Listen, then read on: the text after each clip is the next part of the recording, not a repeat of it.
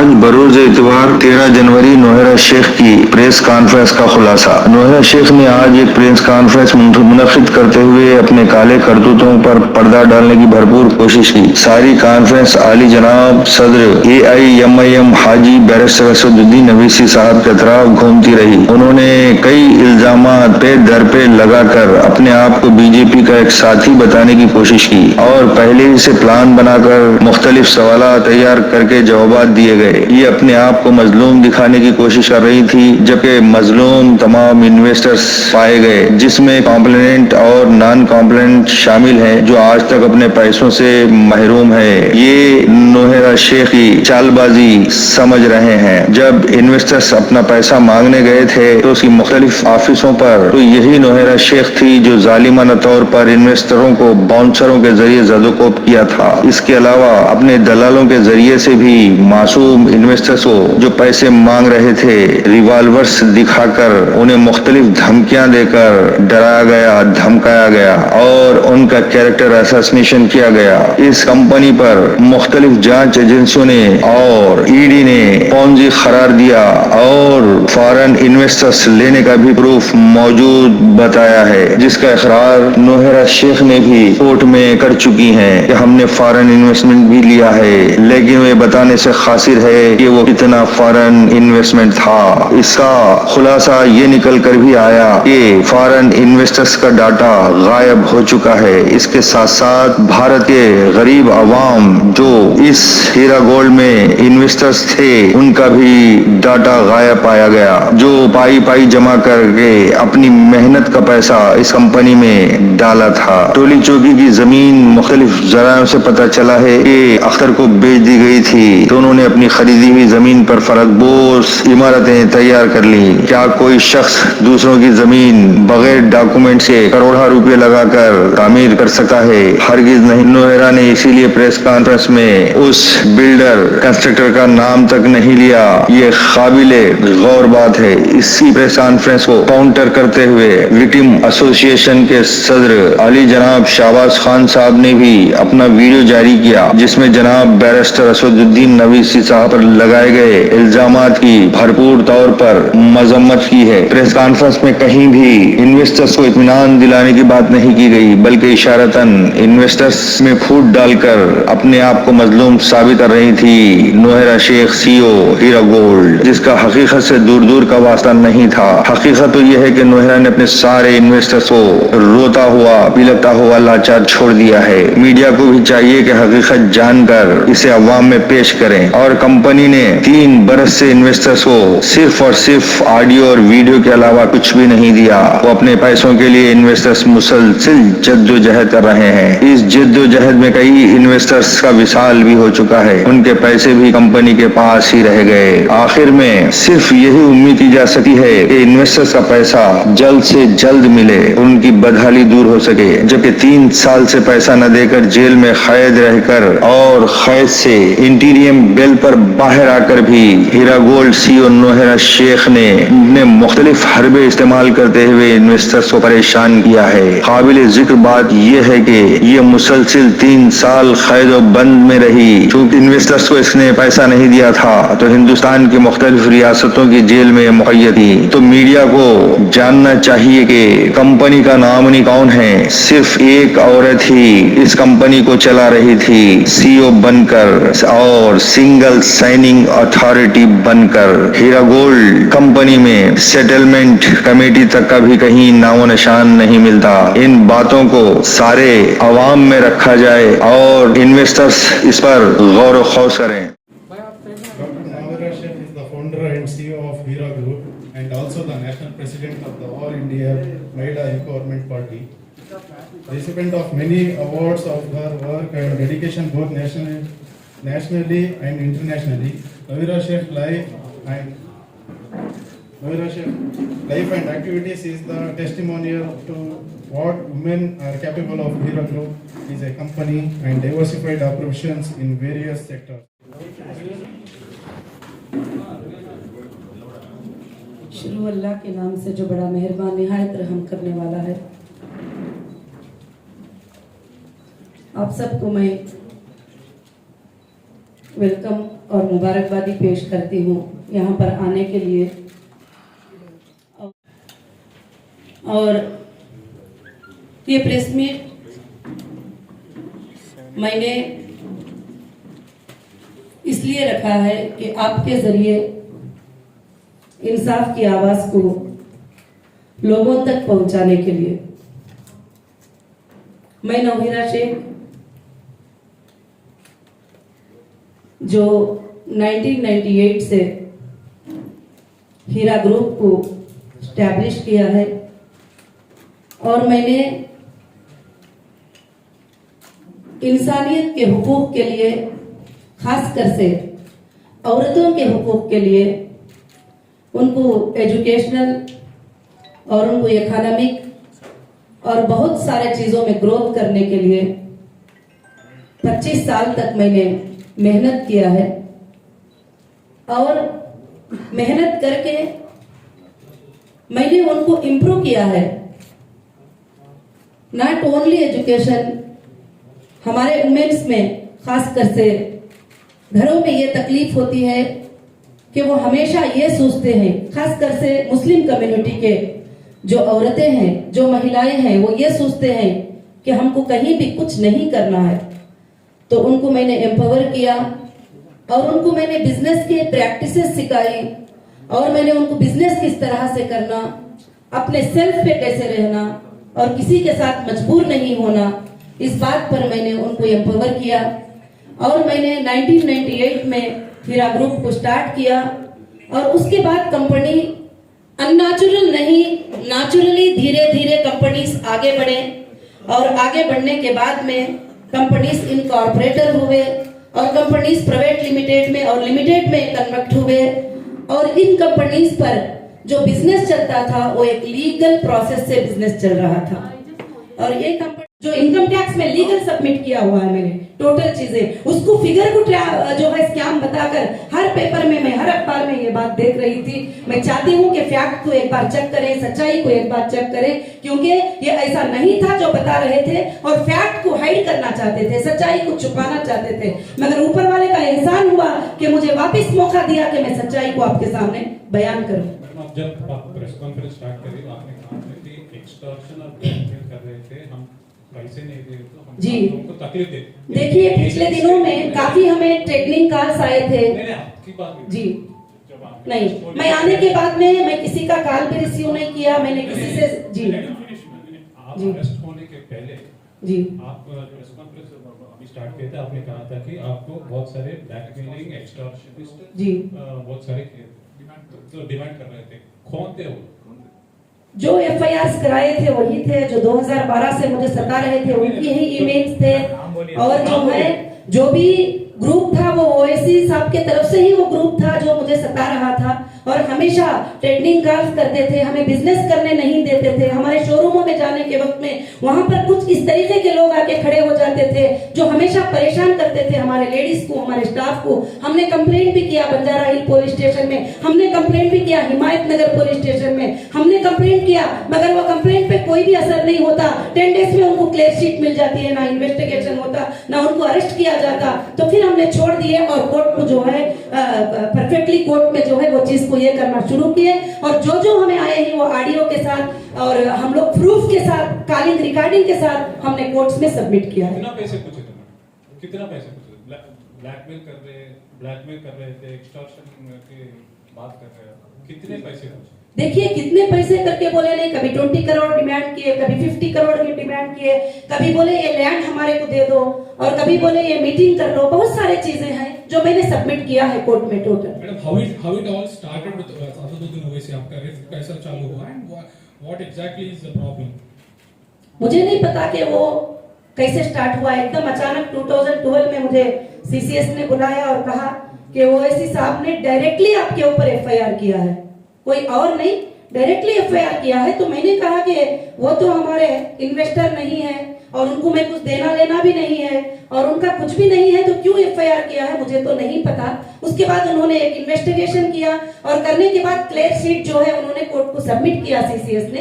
मैंने बोला कर लो इन्वेस्टिगेशन, मुझे कुछ भी बात नहीं है। तो उस वक्त में मुझे एंटीसिपेटरी बेल लेना पड़ा और मैंने एंटीसिपेटरी बेल सेशन कोर्ट से ली और जब से जो है आज तक भी ये मसला कहीं ना कहीं उठता आता है। मगर मैं कभी भी गलत कमिटमेंट करने वाली नहीं हूँ और कभी भी सेटलमेंटों के लिए कबूल करने वाली नहीं हूँ। मैं इंशाल्लाह लीगल फाइट करने वाली हूँ। मैं लीगल फाइट करके कोर्ट से मैं इंसाफ लेके रहूंगी। Madam, are you going to Kukatpally police station every Monday? जी बिल्कुल, एवरी मंडे मैं कुकटपल्ली पुलिस स्टेशन जा रही हूँ और मैं साइन कर रही हूँ। मैडम आपको इंटरनेशनल वुमेन का अवार्ड मिला है। देखिए अभी मैं कंपनी की मीटिंग रखी हूँ, तो इसमें आप जो भी हमारे कंपनी के ताल्लुक से है उसके सवाल कर सकते हैं। मैडम जो ग्रुप है बोले अभी मैंने क्लियर कर दिया है मैटर भी आपके ज्यादा क्वेश्चन करने से, मगर जो है आप उसमें पूछ सकते हैं। कौन कौन होगा ग्रुप में, वो किसी का आप पर्टिकुलर नाम बोलेंगे कि 20 करोड़ किसने मांगा आपसे? जी देखिए, मैं नाम वगैरह सब पर्टिकुलर नहीं बात कर सकती हूँ। अभी जो है आप कोर्ट में उसका एक प्रिंट आउट लेंगे तो मैं कोर्ट में सारी चीजें सबमिट की हूँ। Excuse me, ma'am. Ji Just now you said that you went to, you are going to Kukatpally, but Supreme Court has given unconditional bail. जी बिल्कुल, जो है उसके पहले जो है मैं वीकली जो जाकर साइन कर रही थी उस पर मैं बात किया, जो कंडीशन सुप्रीम कोर्ट ने मुझे दिया था इससे पहले वाले ऑर्डर में। अभी इस बार के ऑर्डर का मैं नहीं कर रही हूँ बात। ये आपने जो बताया कि ये एक्सटॉर्शन के कॉल और ये सारी चीजें आई और ओवैसी और उनके मीडिया ने किया आपको, इसके पीछे क्या एक्सटॉर्शन ही ओनली मोटिव है या कोई पॉलिटिकल मोटिव भी था? पॉलिटिकल मोटिव भी है, क्योंकि उनको कभी कभी ऐसा वो इनसिक्योर फील करते हैं कि एक मुस्लिम महिला इतने आगे कैसे बढ़ सकती है, एक मुस्लिम महिला बिजनेस में इतना आगे कैसे जा सकती है, एक बुर्का पहनकर एक औरत ऐसे कैसे आगे बढ़ सकती है, जबकि कुछ लोगों की सोच ऐसी है कि औरत आगे नहीं आ सकती, औरत स्टेज पे नहीं आ सकती, औरत अपना काम नहीं कर सकती, सिर्फ मर्द ही काम कर सकते हैं। तो ऐसे लोगों को तकलीफ हुई। मगर आज भी देश में मेरे काफी भाइयां मेरे साथ हैं जो एक बहन की इज्जत करने वाले, एक माँ की इज्जत करने वाले, एक बेटी की इज्जत करने वाले, उन भाइयों के सपोर्ट से, उन बहनों के सपोर्ट से मैं काफी आगे अल्हम्दुलिल्लाह बढ़ सकती हूँ। कॉन्स्टिट्यूएंसी से भी आप कुछ प्लान कर रही थी क्या? Madam, will you revive your party, political party? जी पॉलिटिकल पार्टी रिवाइव करेंगे आप? अभी मैंने पॉलिटिकल पार्टी के बारे में अभी कोई इलेक्शन सामने नहीं है तो मैंने कुछ डिसीजन नहीं लिया है। जब इलेक्शन आएगा मैं डिसीजन लूंगी। मैम क्या ये हैदराबाद कॉन्स्टिट्यूएंसी से जो हैदराबाद लोकसभा सीट्स है उसमें आप कुछ प्रयास कर रही थी क्या इस तरह से जी जी, इस वजह और से मैं इलेक्शन कमीशन से जो है टोटल लोकसभा सीट के लिए, असेंबली सीट के लिए अप्रूवल ले चुकी थी तेलंगाना के लिए।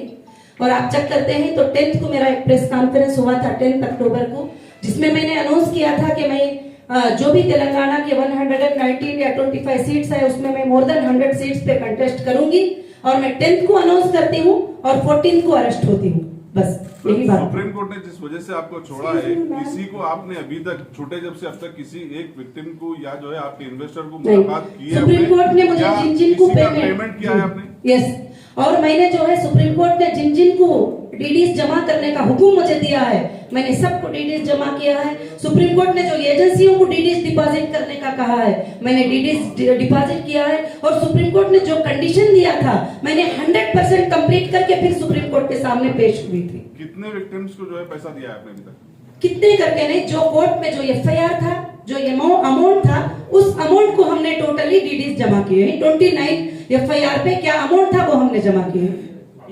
सवाल करिए। मैं इतना आप एमपीएल स्टार्ट किए थे जी पार्टी, जब जी। से आपको ये स्टार्ट हुआ, क्या आपको किसके ऊपर शक है? Political pressure? देखिए कि मैं एमईपी जो ऑल इंडिया महिला एम्पावरमेंट पार्टी स्टार्ट की थी वो इसलिए स्टार्ट की थी कि अभी भी हाल में आप देखें कि एक लड़की आयशा का ये हुआ और उसने सुसाइड किया, उसको सपोर्ट नहीं मिलता था माँ बाप के तरफ से भी, उधर हस्बैंड के तरफ से भी, सब। मैंने ऐसे लाखों की औरतों की मदद की, तो मैंने औरतों की सपोर्ट के लिए प्लेटफॉर्म को कायम किया। कुछ पॉलिटिशियन को ये बहुत ही बुरा लगा कि मैं औरतों को लेकर एक पार्टी को कायम किया और पार्टी का नाम भी महिला एम्पावरमेंट पार्टी और जस्टिस फॉर ह्यूमैनिटी मैंने स्लोगन रखा और मैं इसके लिए पूरी जिंदगी फाइट करूंगी। आप तिरुपति में भी एक यूनिवर्सिटी बनाना चाह रहे थे, क्या वो कंप्लीट जी, तिरुपति में यूनिवर्सिटी ने, तिरुपति में हमारी कॉलेज और जो लड़कियों की है वो ऑलरेडी बहुत सालों से कंप्लीट है। 1000 से ज्यादा गर्ल्स जो है वहाँ पर तालीम हासिल कर रहे हैं। अभी कोविड-19 के सिचुएशन से वहाँ अभी भी तालीम जारी है, बच्चियों की ऑनलाइन पर पढ़ाई चल रही है और 400 से ज्यादा टीचर्स वहाँ पर बच्चियों को पढ़ाते हैं। और लड़कियों को वहाँ पर मैंने उन लड़कियों को जो पूर फैमिलीज के होते हैं, जो कभी भी पढ़ाना नहीं चाहते, उन लड़कियों को मैंने एम्पावर किया है और वो वहाँ पर भी 1998 से शुरुआत है और इंशाल्लाह वो चलता रहेगा। आप ये कितने इन्वेस्ट करना है जी। आपके पास अभी कितना पैसा आपके अकाउंट में है? जी देखिए, मैं एक बात तो बता सकती हूँ कि कितने क्या है वो मैं डेटा चेक करने के बाद बता सकूंगी, क्योंकि डेटा को मेरे सीसीएस ने फ्रीज करके रखा है। जैसे डेटा देंगे तो मैं ही सर्च कर सकती हूँ। दूसरा, मैं इस बात की गारंटी दे सकती हूँ कि अकाउंट में कितना पैसा है कितना नहीं है वो इश्यू नहीं है। कंपनी के पास इतने सोर्सेस हैं कि जो इन्वेस्टर है मैं उनको टोटल कंप्लीटली अमाउंट देकर उनको ये कर सकती हूँ। अभी आपके पास कितना सोर्सेस है? आप कह रहे हैं कि सोर्सेस देखिए जी, देखिए असेट्स तो देखेंगे तो मोर देन तेलंगाना में 5000 जो कस्टमर को देना है वो बहुत ना देने के बराबर है और इंशाल्लाह मैं वो देकर भी रहूंगी। भले वो असेट्स हम खरीदे थे तो उस वक्त 1 रुपया था, मगर आज उसके वैल्यूज जो है बहुत बढ़ चुके हैं और वो वैल्यूज को हम इंशाल्लाह ये करेंगे। और दूसरी बात, जो भी मार्ट्स बने हैं वो हमारे ओन है, जो भी ऑफिसेस हैं वो हमारे ओन है, कहीं भी हमारी रेंटल लीज ऑफिसेस नहीं है। उसमें मेरे कस्टमर को मैं सेटिस्फाई कर सकती हूँ और उनको पूरा पेमेंट्स मैं अदा कर सकती हूँ। अभी तो पूरे तो अभी आप बेचना चाहे तो भी नहीं कर सकते। जी, जब्त कर लिए और काफी प्रॉपर्टीज को सुप्रीम कोर्ट ने रिलीज कर दिया है और बाकी का और भी एक फाइनल आर्ग्यूमेंट इंशाल्लाह होगा और मुझे इंसाफ मिलेगी, मुझे ये मालूम है। क्यों कि जब हम देना नहीं चाहेंगे तो जब दूसरों को बेचने की इजाजत मिलती है, जब हम खुद देना चाहते हैं, देने वालों का पेमेंट कितना है वो सुप्रीम कोर्ट के नजर में है। हमने सुप्रीम कोर्ट को टोटल बातें सबमिट किया है तो इंशाल्लाह हमें उम्मीद है कि टोटली हमें रिलीफ मिल जाएगा। मैडम, ये 5000 करोड़ जो है ओनली इन तेलंगाना है आपके एसेट्स?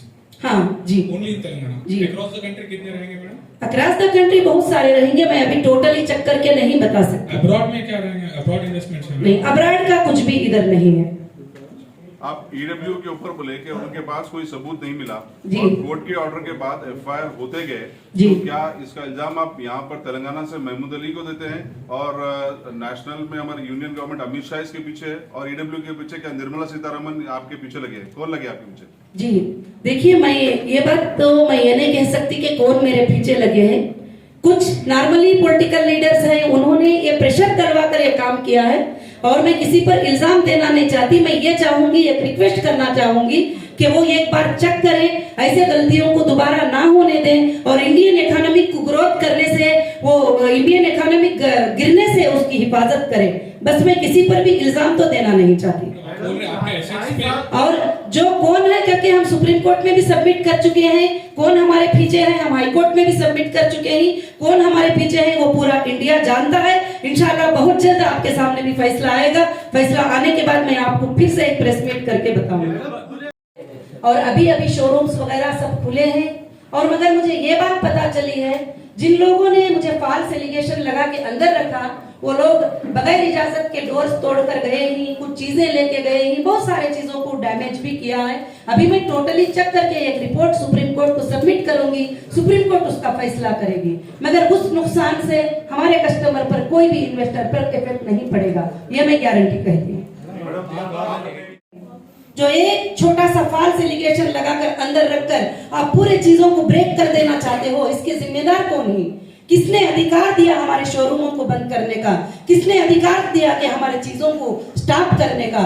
और अरेस्ट तो कर लिए, मगर तुम प्रूफ करके बाद में करते तो अलग बात थी। मगर आज जो हमारे जो जॉबलेस लोग हो गए और कंपनी में पार्ट टाइम जॉब करने वाले, रेगुलर जॉब करने वाले, कंटिन्यू जॉब करने वाले, मोर देन 20,000 स्टाफ थे। 20,000 स्टाफ की सैलरी कौन देने वाला था? आज उनके घरों के हालात क्या होंगे? और लाखों के लोग इस कंपनी के जरिए से, मंथली प्रॉफिट के जरिए से उनकी जिंदगी जो गुजरती थी, आज उनको जो है कौन रिस्पॉन्सिबल होगा? उनके तकलीफ का, उनकी परेशानी का कौन जो है जिम्मेदारी होगा? मैं यही बात आप सबके जरिए जो है मीडिया के जरिए पहुंचाना चाहती हूँ कि सारे इंडिया की औरतों को मैं ये बात बताना चाहती हूँ कि आप पर कभी भी इलीगल हरासमेंट हो तो आपको डरने की जरूरत नहीं है। आप स्ट्रांगली फाइट करोगे तो कोर्ट्स हमारे साथ हैं, लॉ हमारे साथ है, लॉ में इंसाफ है। आज भी लॉ इंसाफ करती है। मुझे बहुत सारे लोगों ने बताया अब कैसे इंसाफ होगी, आप तो मुसलमान है, आपके मेंबर भी मुसलमान है, आपके फलाने भी मुसलमान है, मुसलमान को कैसे इंसाफ मिलेगी। मैंने कहा नहीं, हम हिंदुस्तान के नागरिक हैं, हम सेकुलर कंट्री में हैं, मुसलमान को, हिंदू को, सारे लोगों को बराबरी का हक है, जरूर मुझे इंसाफ मिलेगी। वो मेरा कॉन्फिडेंस और भी बढ़ गया कि जरूर हम सबको इंसाफ मिलेगी।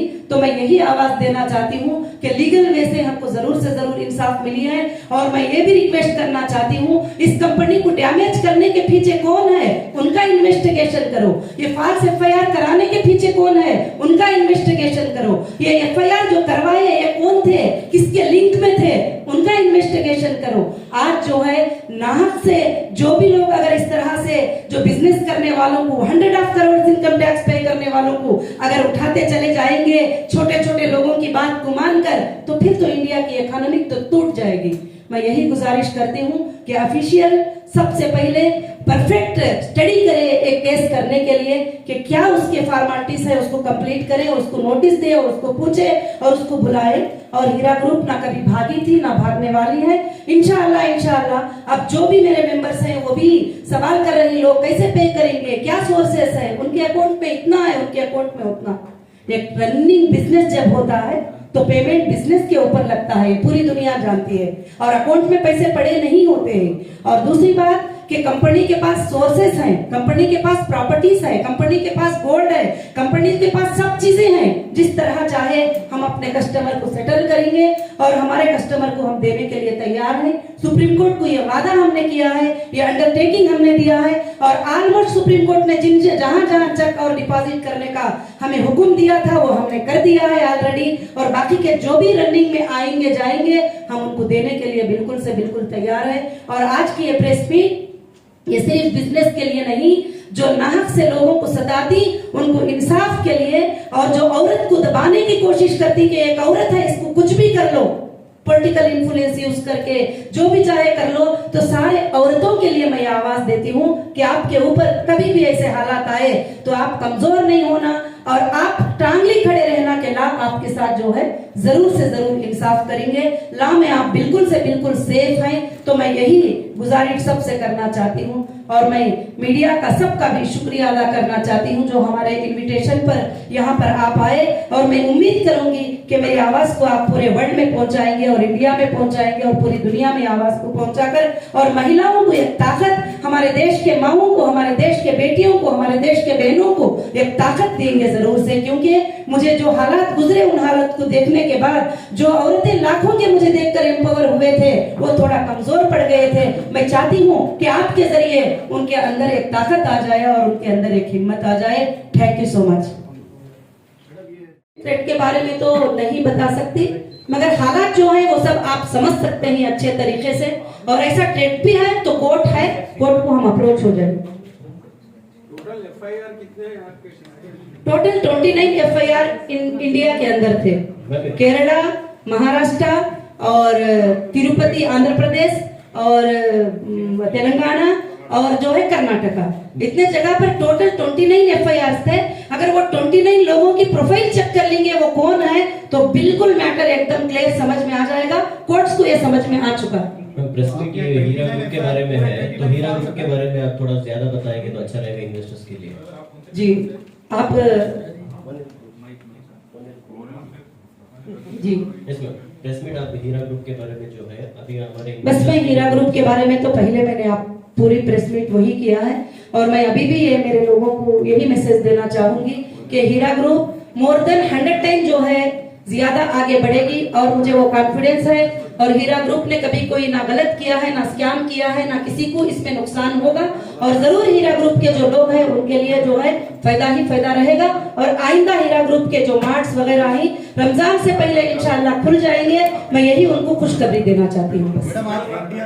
उसके बाद उसके लिए एक बदनामी का ये उठाते हैं, एजेंडा उठाते हैं। उसके बाद हीरा ग्रुप ऑफ कंपनीज के जो लीगल टीम थे तेलंगाना हाईकोर्ट में एक रिट पिटीशन डाले, और रिट पिटीशन डालने के बाद तेलंगाना हाईकोर्ट दिसंबर 19 23 को जो है एक जजमेंट पास किया कि ये एफआईआर इलीगल है और ये एफआईआर अनकॉन्स्टिट्यूशनल है और इस तरह से कंपनी एक्ट में एफआईआर नहीं कर सकते और इसमें जो है लोकल पुलिस इन्वॉल्व नहीं हो सकती, ये सेंट्रल एजेंसी जो है इसको चेक करेगी। एसएफआईओ को जो है टोटल चीजों को फॉरवर्ड किया। उसके बाद भी मुझे बाहर आने नहीं दिए, दूसरे स्टेट को बुलाए, क्योंकि एक स्टेट में तो हो गया तो दूसरे स्टेट को बुलाओ। और जब कहीं से कहीं नहीं मिलता है तो और एक एजेंसी को दे दो, और एक एजेंसी को दे दो। इस तरह से कंपनी को डैमेज करने की पूरी कोशिश की।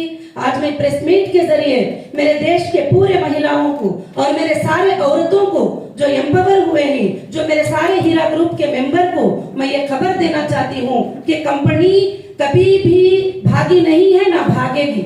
और कंपनी आज भी उनके पेमेंट्स को देने के लिए रेडी है और तैयार है। और यहाँ तक के डेटा सेंटर, जबकि पुलिस को उसकी कोई जरूरत नहीं थी, उसको जाके डैमेज किया और उसको उठा कर लेके गए सारे चीजें भी। और यहाँ तक जब मुझे अरेस्ट किया तो 2 दिन में ना कोर्ट का ऑर्डर था, कुछ नहीं, पूरे शोरूम्स में जाके नोटिस लगा दिए, घरों पे नोटिस लगा दिए और बंद करा दिए।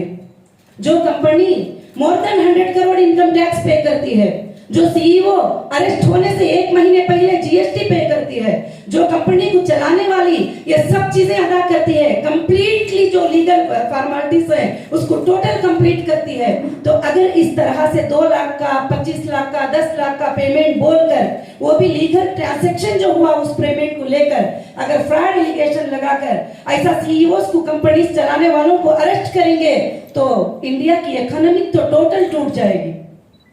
आज मेरे साथ की नहीं, जब मैं अंदर थी तो काफी लोगों को देखा कि कंपनीज चलाने वालों के साथ, बहुत सारे लोगों के साथ भी ऐसे चीजें होते आते हैं। तो मेरा रिक्वेस्ट यही है, जो लोग कंपनीज के पीछे लगते हैं, जो एक्सटॉर्शन करते हैं, जो डिमांड करते हैं, उनको मौका ना दे।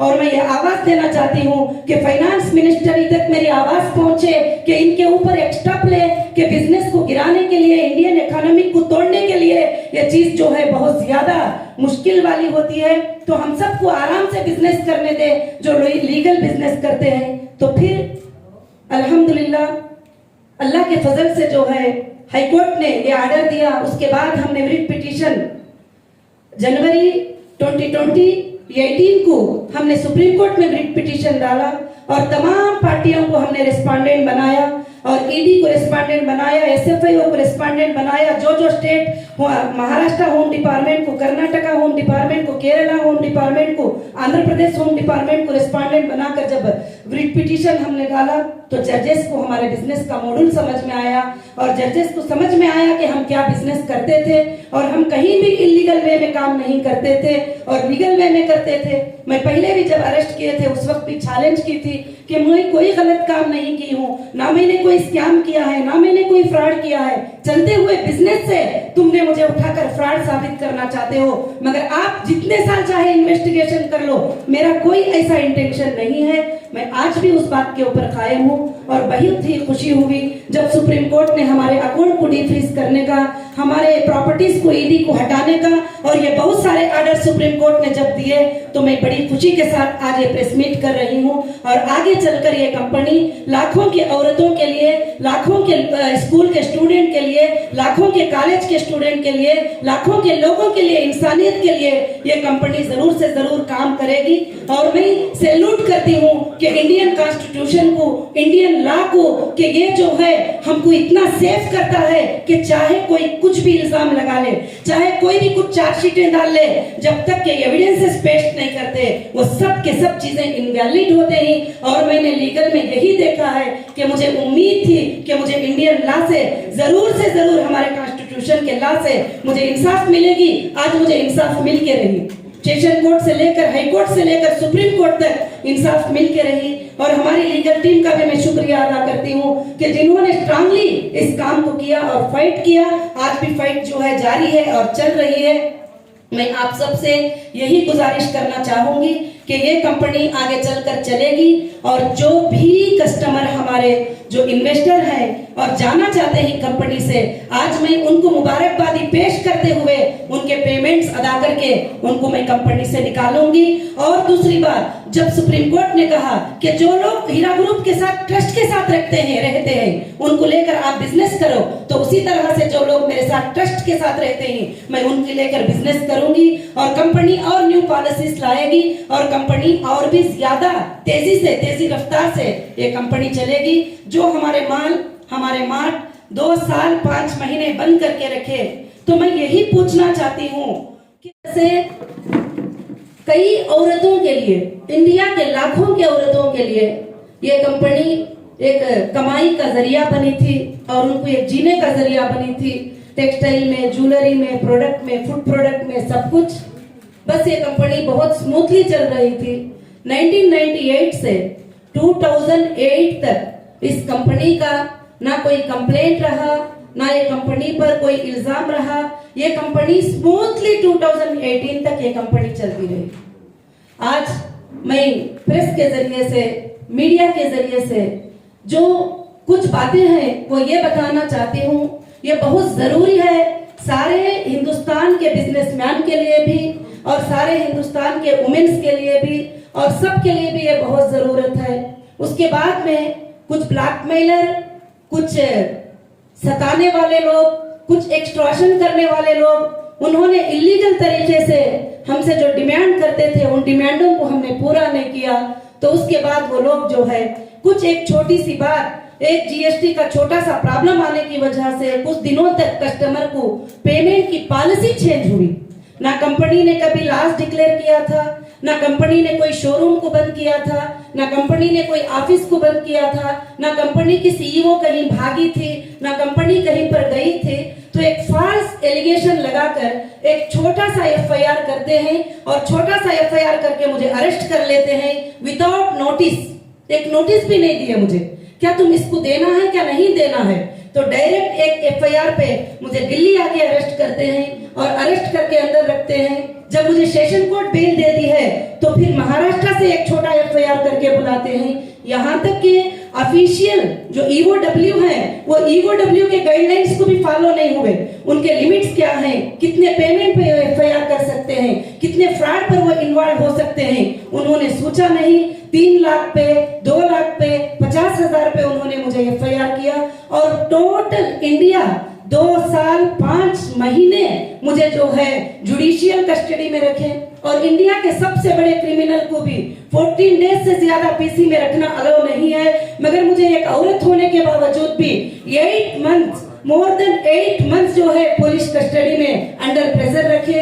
एक ही सीईओ थी, एक ही कंपनी थी, वही क्वेश्चन था, वही बात थी, मगर बार बार 14 दिन कस्टडी में लेना, 7 दिन कस्टडी में लेना। इसका मतलब ये था कि जो एक्सटॉर्शन करने वाले थे, जो इसके पीछे हैं, वो ये चाहते थे कि मैं हमेशा अंदर रह जाऊं और वो मेरे प्रॉपर्टियों पर कब्जा कर ले और प्रॉपर्टियों पर जमा कर ले। मैं ये बात बताना चाहती हूँ कि जब ईओडब्ल्यू इकोनॉमिक ऑफेंस अगर इस तरह से करने जाएंगे तो इंडिया की इकोनॉमी टूट जाएगी।